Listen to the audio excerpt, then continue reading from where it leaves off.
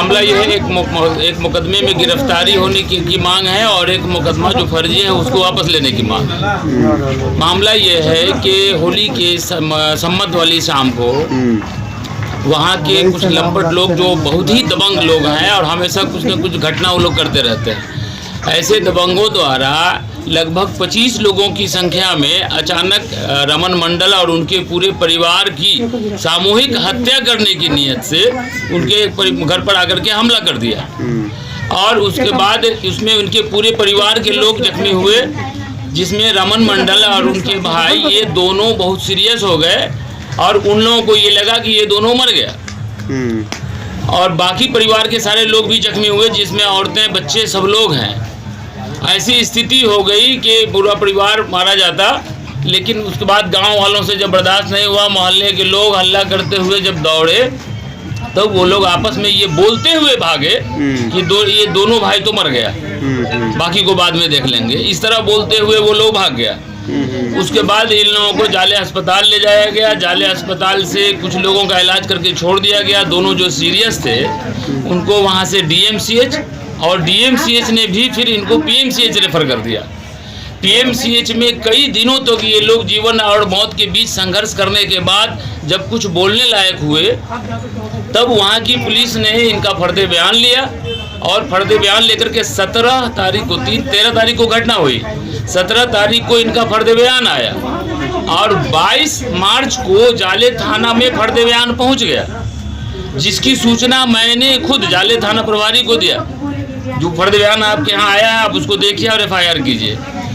लेकिन उसके बाद राजनीतिक दबाव में, पैसे और राजनीतिक दबाव में पुलिस थाना जो है केस करने से आनाकानी करती रही जाले पुलिस।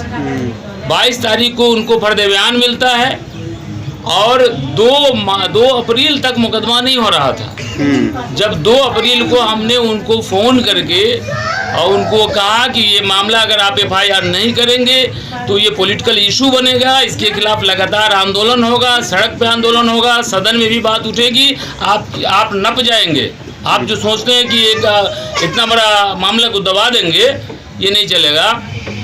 तब जाकर के काफ़ी दबाव देने के बाद 2 अप्रैल को इनका FIR हुआ, लेकिन FIR के बाद अब तक उस पर कोई कार्रवाई नहीं हो रही है।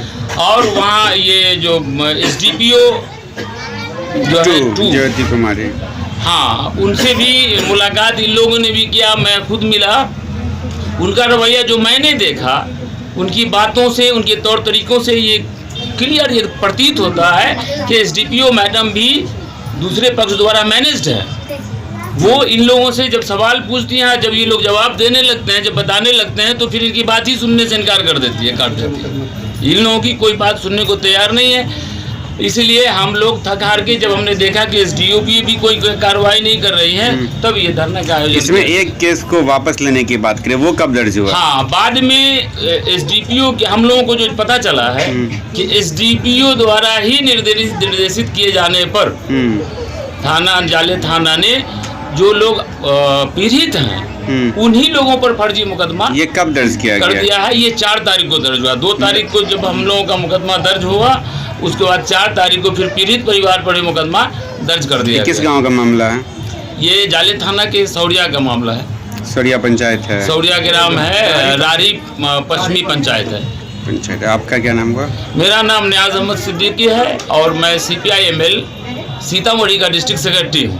क्योंकि वो जो इलाका है वो बॉर्डर इलाका है और वहाँ सटे हुए चकौती पंचायत है जो सीतामढ़ी ज़िले का है। मैं उसी पंचायत का रहने वाला हूँ। मैंने इस घटना की खुद वहाँ जाकर के तहकीकात की है, उसके बाद ये सब मामला हुआ। ये जो विवाद हुआ, 2 पक्ष की बात करें, जो होली खेलने आए थे 25 की संख्या, होली खेलने में के दौरान विवाद नहीं हुआ। तो वो लोग बहुत ही दबंग लोग हैं। वो एक पक्ष जिसमें अजय महतो है, वो मकान बना रहा था और बगल में इनकी ज़मीन है, इनकी ज़मीन पर बढ़ा के मकान बना रहा, जिसका इन लोगों ने विरोध किया।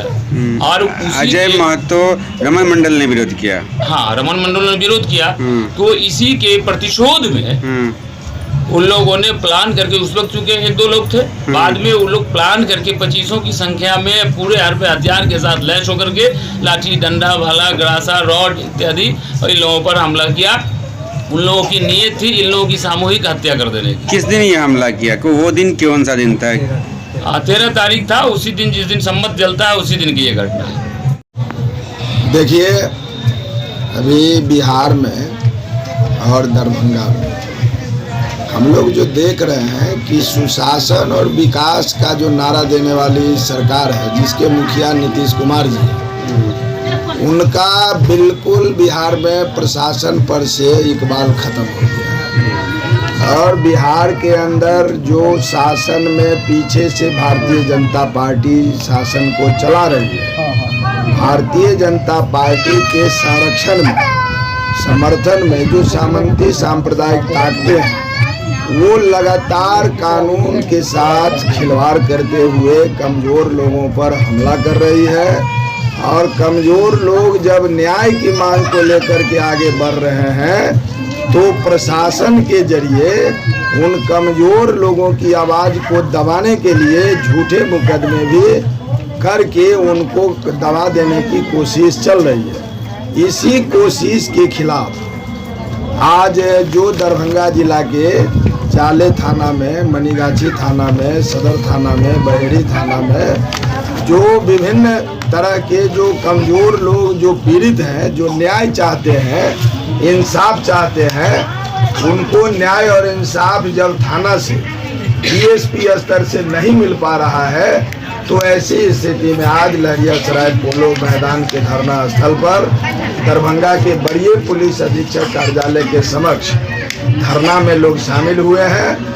और हम इस धरना के माध्यम से दरभंगा के एसएसपी को हम ये कहना चाहते हैं, दरभंगा के या बिहार की जो सरकार है उससे हम कहना चाहते हैं कि आप कमज़ोर लोगों को न्याय दिलाइए, कमज़ोर लोगों को इंसाफ दिलाइए। कमज़ोर लोग ही शासन सत्ता बनाने में अहम भूमिका निभा रहे हैं। कमज़ोर लोगों के ही वोट से बिहार और दिल्ली की सत्ता बन रही है। सत्ता कमज़ोर लोग बना रहे हैं और अन्याय भी कमज़ोर लोग ही झेल रहे हैं। तो ये नहीं चलेगा, ये इस धरना के माध्यम से हम कहना चाहते हैं। और इंसाफ की लड़ाई हम लड़ करके हासिल करेंगे, इस संकल्प के साथ धरना में बैठे हुए लोग यहाँ से जाएंगे और अधिकारियों को भी ज्ञापन सौंपेंगे।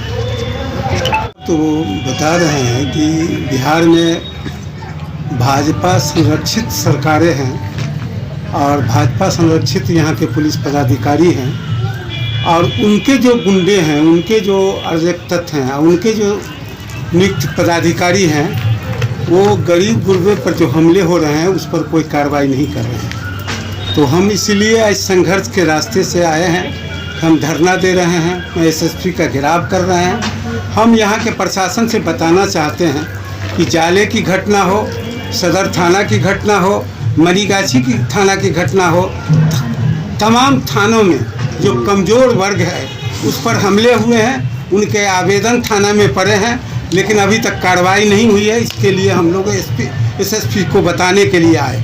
अगर ये मामला हल हम लोगों का नहीं होगा तो सड़क से लेकर के सदन तक इसकी लड़ाई लड़ेंगे और गरीबों को, कमज़ोर वर्ग को न्याय मिले, इसके लिए हम संघर्ष करेंगे। सदर की जो विभिन्न कांड है लंबित है और आप लोग कई बार प्रोटेस्ट भी किए हैं प्रखंड स्तर पर, क्या कुछ मामला है वहाँ? देखिए, यहाँ जो अभी बिहार में जो प्रशासन का रवैया है, आप सुबह उठिए, अखबार खोलिए तो आए दिन कोई न कोई घटनाएं आपको देखने को मिल जा रही है। तो इससे ये साबित हो रहा है कि ये जो भाजपा की जो सरकार है, ये डबल इंजन की जो सरकार है बिहार में, ये पूरी तरह विफल है और अपराध क्राइम को रोकने में असमर्थ है।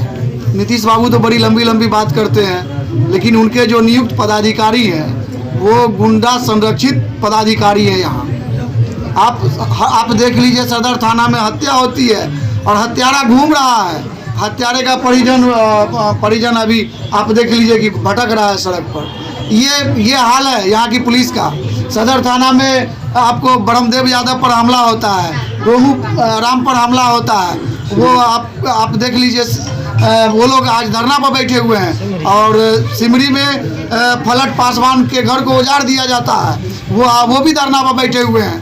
तो ये जो सत्ता और संरक्षण का जो आतंक है, इसके खिलाफ हम लोग ने एक न्यायपूर्ण रास्ता अपनाया है, संघर्ष का रास्ता अपनाया है। हम लोग संविधान के साथ हम लोग लड़ेंगे।